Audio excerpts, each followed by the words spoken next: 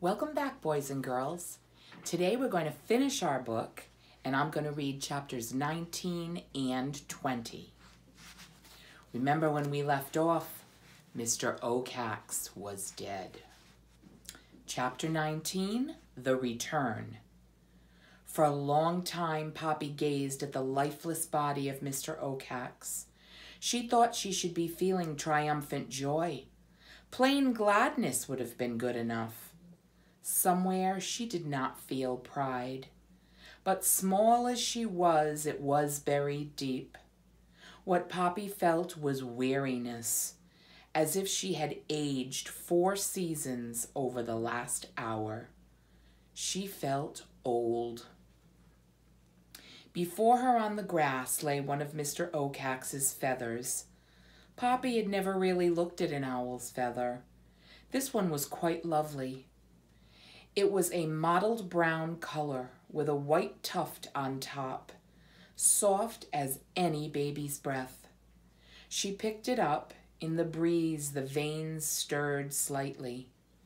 With a sigh, Poppy slipped the feather into her sash. Then she turned and looked at the cornfield. At first she thought what she most desired was to lie down and sleep. It was growing dark. But at moment's thought made her realize sleep was impossible. What she needed to do was tell someone about her discoveries and what had happened. She crossed the dirt road and moved along the edge of the forest. There was enough of the porcupine's lingering scent for Poppy to find the trail that Aerith had used to go from his home to the field.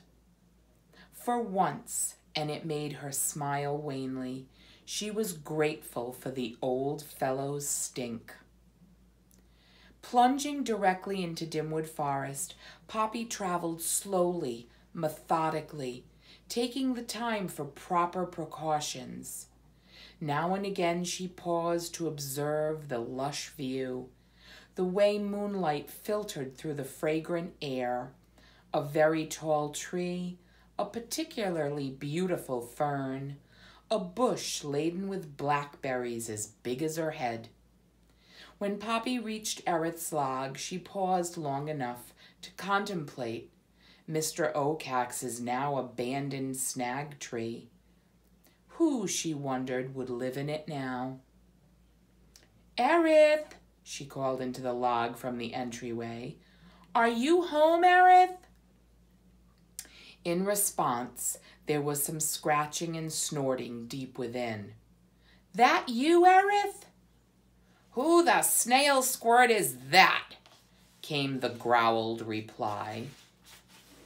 "Can't a creature have any privacy around here? Beat it, unless you want to eat a quill sandwich." "Aerith, it's me, Poppy." "Who?" "Don't you remember? Poppy." "Poppy?" came the echo, with more enthusiasm than before. A great rattling and shuffling could be heard. Then Aerith's grisly, flat face loomed out of the darkness. "That really you, girl? Where is it?" "Where is what?" "The salt. Didn't you bring it?" "Aerith, it's about Mr. Oacax. I don't give a flea's flick for that jerk of an owl. Where's the salt you promised me?" "It's there, by Newhouse, all broken up on the ground."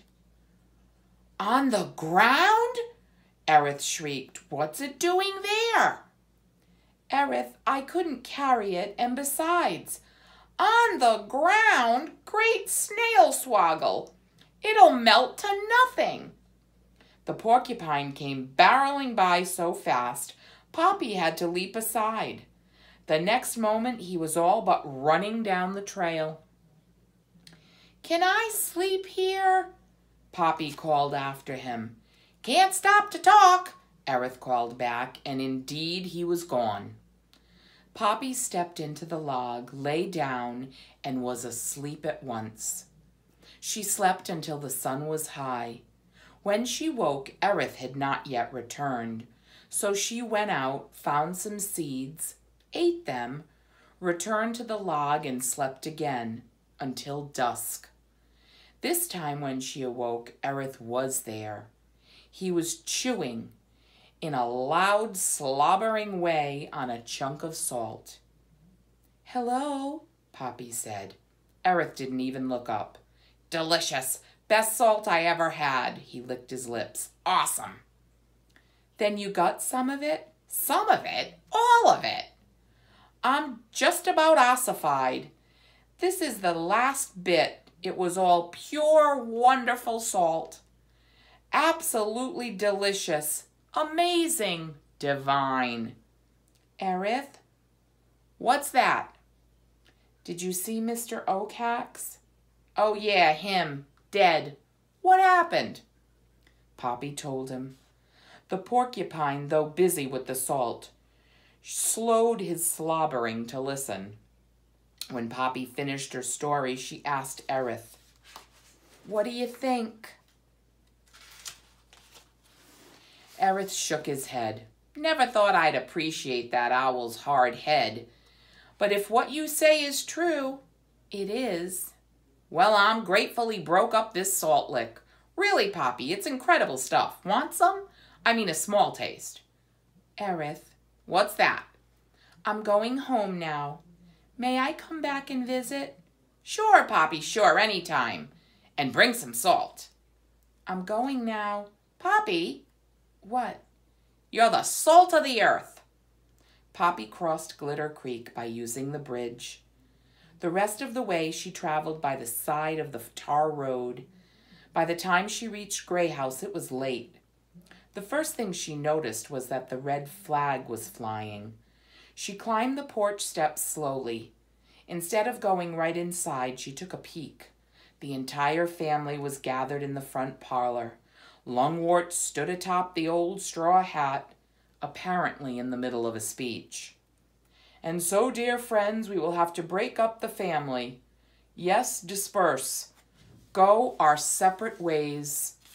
Forage on our own. There is insufficient food for us here. But first I wish to engage in a brief memorial tribute to our full family, which—" "Poppy! Is that you, Poppy?" She stepped inside. All the mice turned to stare. Poppy gazed at them evenly. Then she pulled the feather, Mr. Oakhax's feather, from her sash and held it aloft for all to see. "Mr. Oakhax is dead," she said solemnly, "and I can tell you that new house is right next to a big field of corn that has enough food to feed us all forever and ever." "Ah, Poppy," Lungwort cried triumphantly, "didn't I say that if you listened to my advice, all would be well?"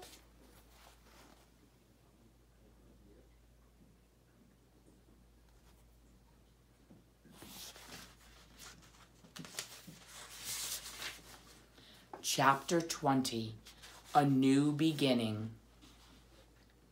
Almost 13 full moons to the night since Mr. Oakhax killed Ragweed, Poppy and her husband Rye, how they met and married is another story, stood on Bannock Hill with their litter of 11 young mice. They had formed a circle around a small hazelnut tree.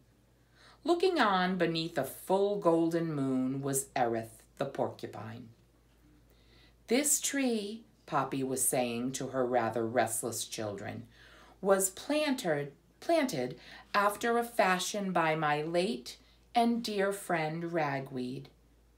I can't be sure that it was he who dropped the seed nut from which this tree has grown, but I would like to think so. Though it is rather frail now, some day this tree will be mighty. I want to affix this," here she held up a small earring, "to a high branch, so as the tree grows it will glitter in the sky for all of us to see." "Hey, does Ma love making long speeches, or does she?" whispered one of the litter to one of her brothers.